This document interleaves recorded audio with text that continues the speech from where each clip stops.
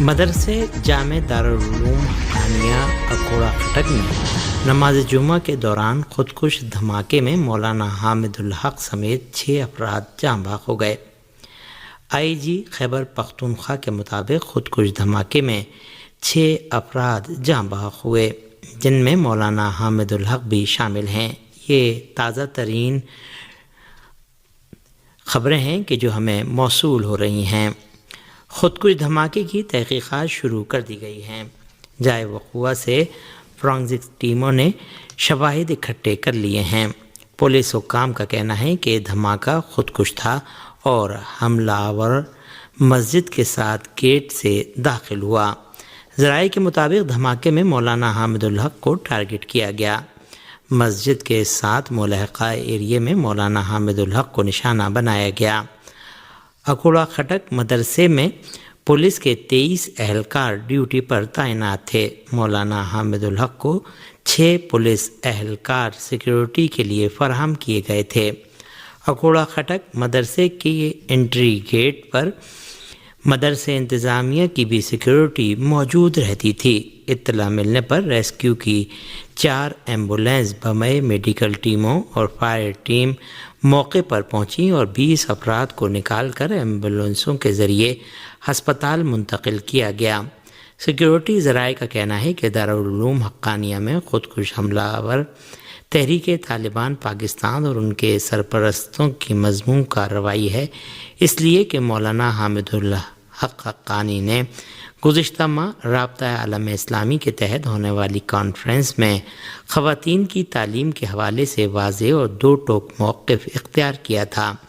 مولانا حامد الحق نے خواتین کو تعلیم حاصل کرنے سے روکنے کو بھی خلاف اسلام قرار دیا تھا۔ اس بیانیے پر انہیں دھمکیاں بھی دی گئی تھیں۔ پاکستان کے وزیر اعظم شہباز شریف نے دارالعلوم حقانیہ اکوڑہ خٹک میں خودکش دھماکے کی شدید مذمت کرتے ہوئے کہا کہ اس طرح کی بزدلانہ اور مذموم دہشت گردی کی کارروائیاں دہشت گردی کے خلاف ہمارے عزم کو پست نہیں کر سکتیں۔ ملک سے ہر قسم کی دہشت گردی کے مکمل خاتمے کے لیے پرعزم ہیں۔ وزیر اعلیٰ خیبر پختونخوا علی امین گنڈاپور نے اکوڑہ خٹک دھماکے کی شدید الفاظ میں مذمت کرتے ہوئے نوشہرہ اور پشاور کے ہسپتالوں میں ایمرجنسی نافذ کرنے کی ہدایت کر دی۔ انہوں نے دھماکے کے زخمیوں کو فوری طبی امداد دینے کے لیے عملہ ہائی الرٹ رکھنے کا حکم دے دیا۔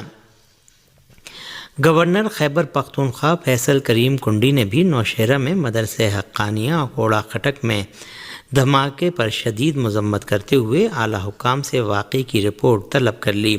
دوسری جانب خیبر پختونخوا کے علاقے ہنگو اور بلوچستان کے صوبائی دارالحکومت کوئٹہ میں دھماکوں کے نتیجے میں 1 شخص جاں بحق اور 10 زخمی ہو گئے۔ سیکیورٹی ذرائع کا کہنا ہے کہ ہنگو کے علاقے اور اگزئی سما ماموزئی میں واقع مارکیٹ میں دھماکہ ہوا، جس کے نتیجے میں 1 شخص جاں بحق جبکہ 4 زخمی ہو گئے۔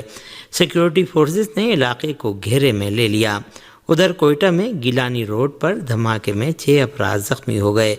ریسکیو اداروں نے زخمیوں کو فوری طور پر اسپتال منتقل کیا۔ پولیس کے مطابق دھماکے میں 2 سے 4 کلو دھماکہ خیز مواد استعمال کیا گیا۔ دھماکہ خیز مواد موٹر سائیکل میں نصب کیا گیا تھا۔ صہیونی حکومت اور حماس کے درمیان جنگ بندی کے سلسلے میں دوسرے مرحلے کے مذاکرات قاہرہ میں شروع ہو گئے۔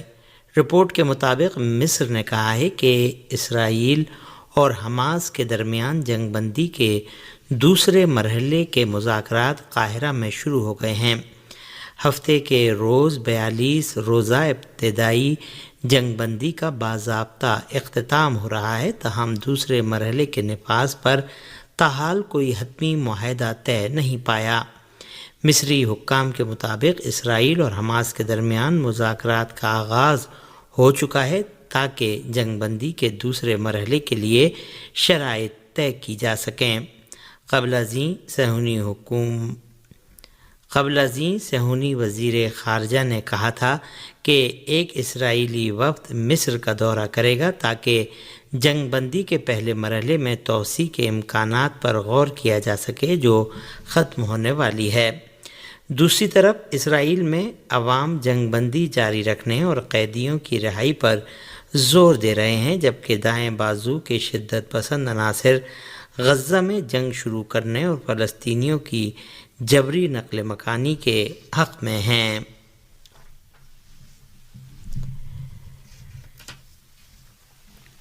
خبر رساں ذرائع نے ایک بار پھر جنوبی شام میں اسرائیل کی فوجی جارحیت اور صوبہ قنیطرہ میں صہیونی حکومت کے فوجی دستوں کی پیش قدمی کی خبر دی ہے۔ المیادین نیٹ ورک کے مطابق اسرائیلی قابض فوج جنوبی شام میں قنیطرہ کے مشرقی مضافات میں واقع تل المسرہ فوجی علاقے کی طرف پیش قدمی کر رہی ہے۔ المیادین کی رپورٹ کے مطابق تل المسرہ فوجی علاقے میں فائرنگ کی آوازیں سنی گئیں کہ جو اسرائیلی فوج کی جانب سے تھیں۔ ارنا کے مطابق بدھ 27 فروری کی صبح اسرائیلی فوج مشرقی صوبے قنیطرہ کے گاؤں سیدہ الجولان سے گزرنے کے بعد صوبہ درعا کے مغربی علاقوں میں داخل ہوئی اور ان علاقوں کے باشندوں کو دھمکی آمیز پیغامات میں کہا کہ وہ کچھ علاقے خالی کر دیں۔ مقامی ذرائع نے اعلان کیا کہ ان علاقوں کے مکین اپنے گھر خالی کر رہے ہیں۔ اسرائیلی فوج کے زمینی دستے صوبہ درعا میں پیش قدمی کرتے ہوئے مغربی شام میں واقع گاؤں البکر اور تسیل نامی علاقے کے قریب ایک فوجی چھاؤنی میں داخل ہو گئے۔ موصولہ خبروں کے مطابق جنوبی شام میں نوجوانوں کے ایک گروپ نے اسرائیلی حکومت کی شام میں جاری جارحیتوں کا مقابلہ کرنے کے لیے ہتھیار اٹھا لیے ہیں۔ پاکستان کے دفتر خارجہ نے بارڈر بندش کے حوالے سے تصدیق کی ہے کہ افغان حکام نے پاکستانی سرحد پر چیک پوسٹ قائم کرنے کی کوشش کی ہے۔ پاکستان کے ترجمان وزارت خارجہ شفقت علی خان نے صحافیوں سے ہفتہ وار گفتگو میں کہا کہ پاکستان کے نائب وزیر اعظم اور وزیر خارجہ اسحاق ڈار نے اقوام متحدہ کی سلامتی کونسل کے وزارتی اجلاس میں شرکت کی ہے اور غزہ سمیت ہندوستان کے زیر انتظام کشمیر کی صورتحال پر سنجیدہ تحفظات کا اظہار کیا ہے۔ اسحاق ڈار نے چینی وزیر خارجہ وانگ شی سے بھی ملاقات کی۔ ترجمان کے مطابق IAEA کے ڈی جی رفائل گروسی نے پاکستان کا دورہ کیا۔ شفقت علی خان نے مزید کہا کہ پاکستان اور جاپان باہمی سیاسی مشاورت کا چوتھا دور ٹوکیو میں منعقد کریں گے، جہاں فریقین نے علاقائی اور عالمی سطح پر دہشت گردی کے خطرات کا جائزہ لیا۔ ترجمان دفتر خارجہ نے بریفنگ میں بتایا کہ ہم نے بار بار افغانستان میں جدید ترین امریکی ہتھیار چھوڑنے کا معاملہ اٹھایا ہے۔ یہ جدید ترین ہتھیار دہشت گردوں کے ہاتھوں میں جانے کا خطرہ ہے۔ تورخم بارڈر کی گزشتہ جمعے سے بندش پر رد عمل کا اظہار کرتے ہوئے پاکستان کے دفتر خارجہ کے ترجمان نے بتایا کہ بارڈر بندش ایک مشکل مسئلہ ہے جس میں مختلف ایجنسیاں شامل ہوتی ہیں۔ افغان حکام پاکستان کی طرف ایک پوسٹ بنانا چاہ رہے تھے۔ ہم نے افغان حکام سے کہا کہ اس معاملے کو بات چیت کے ذریعے حل کر سکتے ہیں۔ ہندوستان کے زیر انتظام کشمیر کے شمالی ضلع بانڈی پورہ کے ہاجن علاقے میں آتش زدگی کے ایک ہولناک واقعے میں 4 شاپنگ کمپلیکس خاکستر جبکہ ایک رہائشی مکان کو نقصان پہنچا ہے۔ مقامی ذرائع نے بتایا کہ ہاجن کے شیخ محلے میں جمعرات کی شب ایک دکان سے آگ نمودار ہوئی جس کے شعلوں نے چشم زدن میں قریب ہی واقع دیگر عمارتوں کو اپنی لپیٹ میں لے لیا۔ ان ذرائع کا کہنا ہے کہ آگ کے شعلے اس قدر بلند تھے کہ ان کو دور دراز سے دیکھا جا سکتا تھا۔